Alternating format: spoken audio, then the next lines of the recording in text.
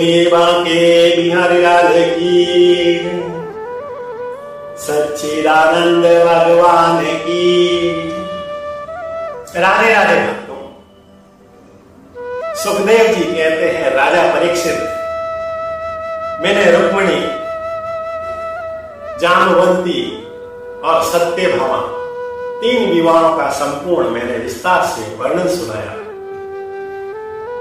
अन्य 5 विवाह किस प्रकार से हुए, क्या क्या घटना घटी, मैं तुमको ये विस्तार से वर्णन सुनाता। सुखदेव जी कहते हैं कि भगवान ने 14 विवाह कालिंदी के साथ में किया, जिसे हम यमुना जी भी कहते हैं।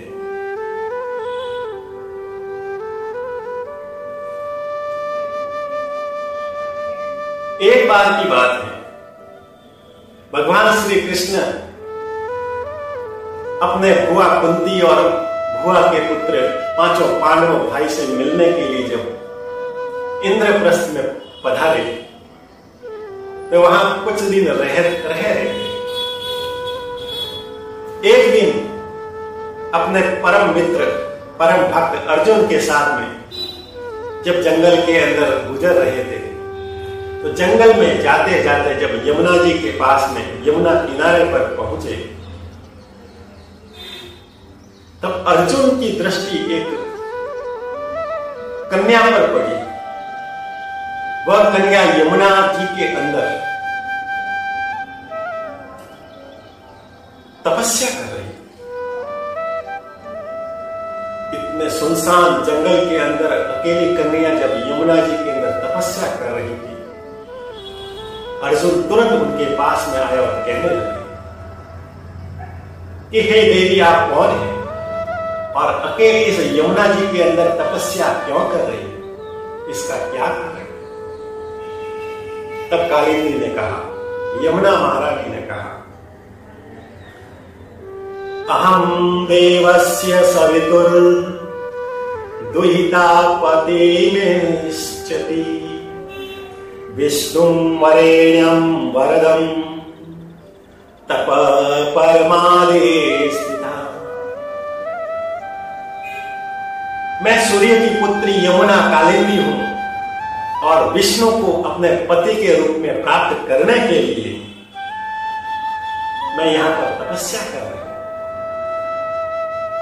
तब अर्जुन मुस्कुराए और कहने लगे, हे देवी, आप ये जो विष्णु को पति के रूप में प्राप्त करने के लिए तपस्या कर रही हो, वह तपस्या पूर्ण हो गई। अब तपस्या का पूर्ण होने के बाद उसका फल प्राप्त करने का समय आ गया है। कालिंदी ने कहा कि क्या मतलब आपका?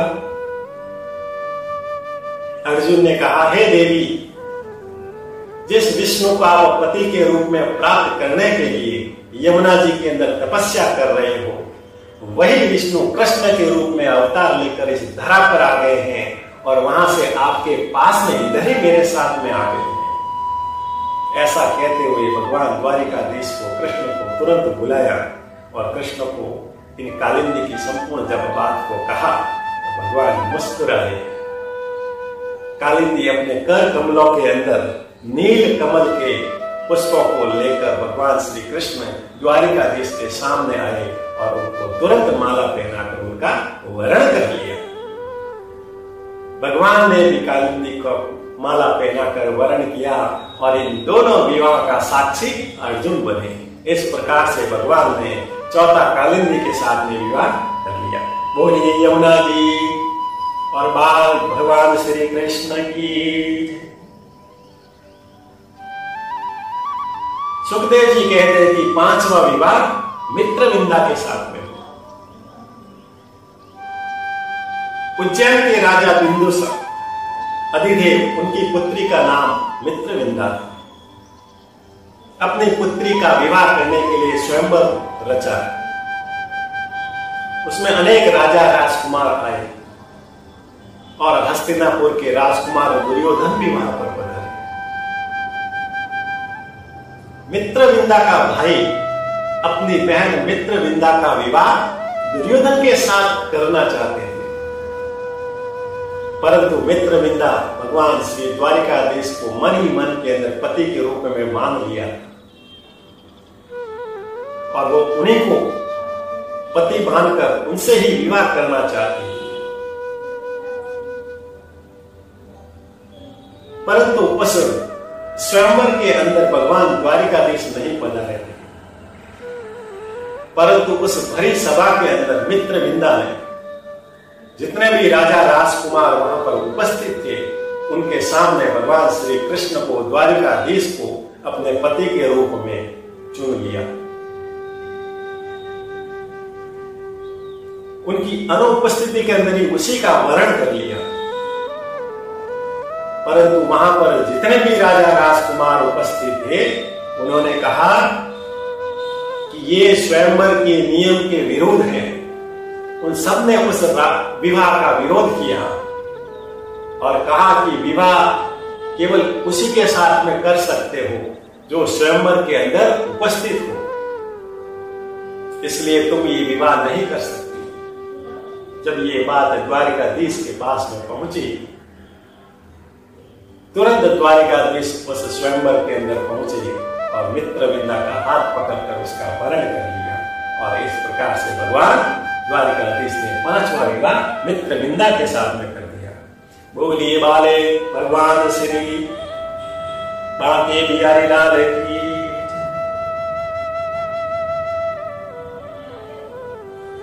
छठा विवाह भगवान ने सत्या के साथ में किया। अयोध्या के राजा नग्नजीत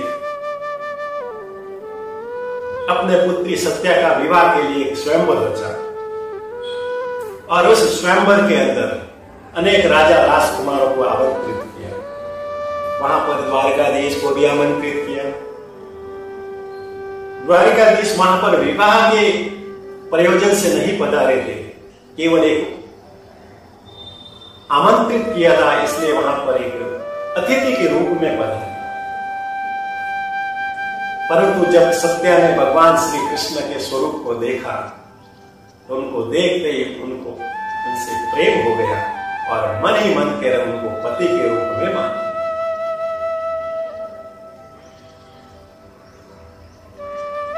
सत्या के पिता ने स्वयंवर के अंदर एक शर्त रखी कि ये 7 बड़े बड़े पागल बलशाली शक्तिशाली प्रसव सांड को एक साथ उसके नाक को रस्सी से बांधकर जो नथ लेगा उसके साथ में मैं मेरी पुत्री का विवाह करूंगा। एक साथ उस 7 बैलों को नाक के अंदर रस्सी बांधकर डालना इतना साधारण काम नहीं था। अनेक राजा और राजकुमारों ने प्रयत्न किया, परंतु जब कभी भी उनके बैलों के प्रसव के सामने जाते वो पागल और भयंकर प्रसव उन राजाओं को राजकुमारों को घायल कर देते, अपने सींग से उड़ाकर एक स्थान से दूसरे स्थान फेंक देते। कई तो घायल हो गए, कई तो वहां पर मर गए और कोई डर कर वहां से भाग गए और कोई तो स्वयंवर के सामने उस बैल के सामने आए ही नहीं।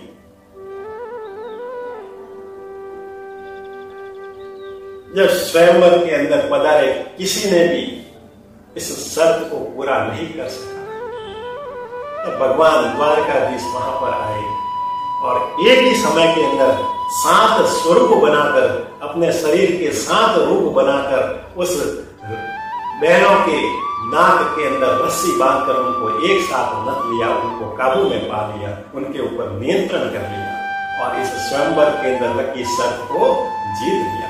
वो देवा के बिहारी लाल की, द्वारकाधीश की।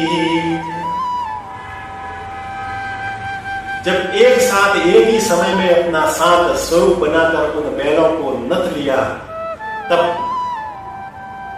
सत्या का उनके साथ में धूमधाम से विवाह हुआ और उनको पहली बार बहुत बड़ा दहेज मिला।